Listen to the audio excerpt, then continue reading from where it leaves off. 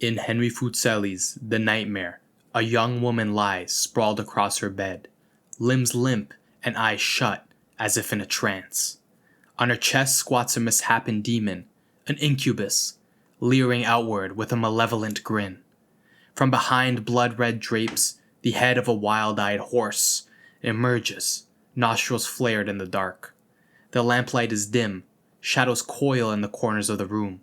The woman's face is pallid and her arm hangs off the bed, dangling above a void. She is utterly still under the creature's weight. The atmosphere is oppressive and uncanny, a portrait of pure dread, of being paralyzed beneath an invisible terror. Fuseli's painting captures that suffocating feeling of a nightmare, the morbid oppression in the night resembling the pressure of weight upon the breast. It is a visual metaphor for helplessness, a scream trapped in your throat, the familiar bedroom transformed into a prison by an unseen tormentor. That same nightmare lurks outside the canvas, in the recesses of our modern lives. We might not face literal demons and phantoms, yet many of us awaken each day with a similar heaviness on our chest. It's not a mythical incubus holding us down, but something just as insidious: consumerism. A silent oppressor with no face and no chains, yet it clings to us all the same. In this waking nightmare, the chains are invisible. They don't rattle or clank, but you feel their tug every time you crave something you don't need, every time you swipe your credit card and sense a quiet dread in the pit of your stomach. We pride ourselves on being free, on living in a world of endless choices, but often it's just a counterfeit freedom, an illusion of choice manufactured to keep us compliant. We wander through neon-lit supermarkets and scroll bright glossy websites, believing we are exercising our free will. Yet behind the scenes, market forces guide our every step, expertly exploiting our hopes and insecurities. We are ensnared without even knowing it, captives dancing in a cage we cannot see. No physical shackles are needed. Our desires have been expertly conditioned since childhood. Think back to when you were little, the cartoon mascots selling sugary cereals, the must-have toys advertised during Saturday morning cartoons, seeds planted early, teaching you to yearn and to consume. As we grew, the tactics evolved with us. Advertising became even more sophisticated, weaving itself into our lifestyles and dreams. Every billboard, every glowing screen whispers to you, "You'll be happier, more beautiful, more loved, if you just buy this." These messages bypass our logic and nestle deep in our unconscious. Idealized images promise us joy and success, but only if we keep consuming. They create hunger where there was none, stoking envy and restlessness. An endless parade of perfect faces and aspirational lifestyles flashes before our eyes, etching into our minds what we supposedly lack. Bit by bit, our own desires are hijacked. We come to want what we're told to want, convinced it was our idea all along. It's a soft coercion, no whip needed, just a steady drip of suggestion, the psychological manipulation of markets that play our emotions like a harp. We smile at the clever commercials and catchy jingles, unaware of the strings tied to our hearts. And so we willingly enter the cage. We run on the treadmill of consumption, chasing the next product that promises to complete us. The mall, the app, the shop window, these become our hunting ground for meaning. We are told we can have it all, and it feels like a freedom to swipe and spend. Yet with every purchase, a subtle transaction occurs. We trade a piece of our time, our life energy, for a momentary rush. The new gadget or garment brings a flutter of excitement, a dopamine spark. But how quickly it fades. The novelty wears off and leaves us with the same emptiness that prompted the purchase. It's a well-worn cycle. Desire, purchase, brief satisfaction, and the inevitable emptiness returns. Much of our frantic activity is merely a cheap anesthetic to deaden the pain of an empty life. Instead of addressing the void, we mask it with stuff. For a moment, the new trinket deadens the subtle existential ache, but the numbness doesn't last, and when the pain resurfaces, what do? We just buy again. Each item becomes another link in our chain, tethering us to jobs and debts and the never-ending craving of the next fix. Debt. Speaking of debt, here is a chain that does not clink, albeit quiet, in the dead of the night when you can't sleep. The credit card, the car payments, the student loans. These are modern shackles that bind us just as surely as iron. We rarely see money as hours of our life, but that's exactly what it is. Every dollar spent is time we toiled for, hours of our finite life given away. When you go into debt for consumer goods, you effectively sign an IOU of your future time.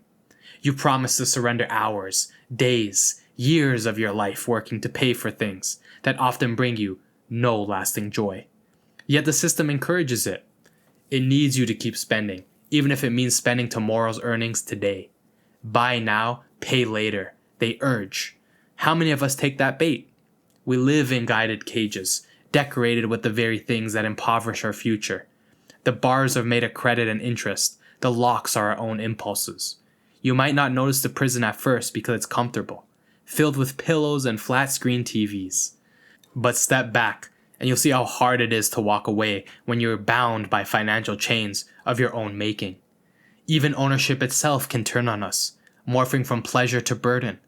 Each possession we accumulate adds a little weight on our backs. The closet overflows, the garage fills up, the inbox drowns in receipts. Clutter creeps in, quietly demanding space and attention, and with it comes a mental fog. Studies have shown that a cluttered environment can raise our cortisol levels, the stress hormone. Surrounded by piles of stuff, we find ourselves inexplicably anxious, irritable, trapped by the very things we thought we wanted. The home that once felt cozy now presses in on us. We start to feel like things we own have taken ownership of ourselves. Each gadget demands maintenance. Each luxury carries an unspoken fear. What if it breaks? What if it's stolen?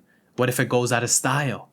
Our identities get entangled with our possessions, and losing them feels like losing a part of ourselves. So we clutch them even tighter, and the weight grows heavier. It's a far cry from the freedom we were promised. We filled our lives with objects in hopes of filling a void, but instead, we cluttered our minds and chained our hearts. All the while, the system smiles. This is exactly how it's designed to work. A content, fulfilled person doesn't keep buying endlessly, and so contentment is the enemy of this economy. Your dissatisfaction is their fuel. They sell us not just products, but aspirations, carefully calibrated to keep us chasing.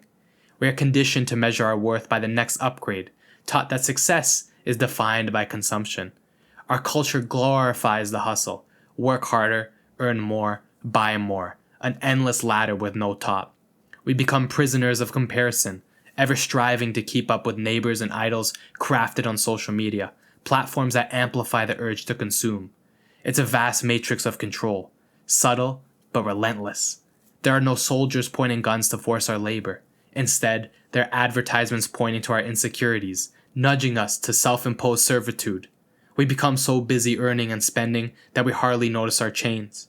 As long as we're productive cogs in the machine will never reveal the truth, that the freedom it sold us was a beautiful lie.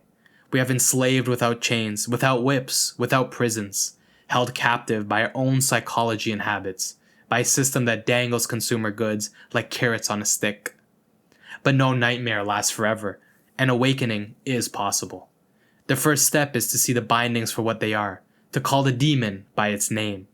Realize that endless choice can be a trap, that your true worth has nothing to do with the brand of your phone or the logo on your shoes. Pull back the curtain, and you'll find the monster that was always there, squatting on your chest, whispering in your ear. And once you see it, you can start to push it off. This is not about renouncing all possessions or retreating to a cave. It's about reclaiming your mind and your time. Remember that time is the most precious currency, far more valuable than any gadget or luxury. Every moment you reclaim from the grind of mindless consumption is a moment of freedom. Spend an hour in nature without your phone. Have a conversation that isn't about money or things. Create something or simply sit in a quiet reflection. These are acts of rebellion in a world that wants your every waking minute to be spent producing or consuming. To reclaim your time and your selfhood is to slip the yoke from your neck. Imagine freedom, the real kind, not the kind you find at a shopping mall. It might start as small, frightening silence, the TV off, the ads muted, the desire stilled. In that silence, you might hear your own voice again. You might feel a strange lightness as the weight on your chest lifts, as the incubus scuttles away into the dark. You owe it to yourself to wake up. The world may remain a nightmare for many, but you can choose to open your eyes and see the strings pulling at you, and then gently untie them. It is preoccupation with possessions, more than anything, that prevents us from living freely and nobly. So, step off the wheel. Reject the lie that buying more will ever quench the deep thirst in your soul. Lighten your load, and with it, your spirit. In doing so, you perform the ultimate act of rebellion in a consumerist society. You reclaim your life. No longer a servant to endless desire, you become the author of your own days. The chains, indivisible as they were, begin to fade away. The nightmare fades, and in its place comes a dawn of clarity. Wake up, reclaim your time and yourself, and you will discover that you were free all along.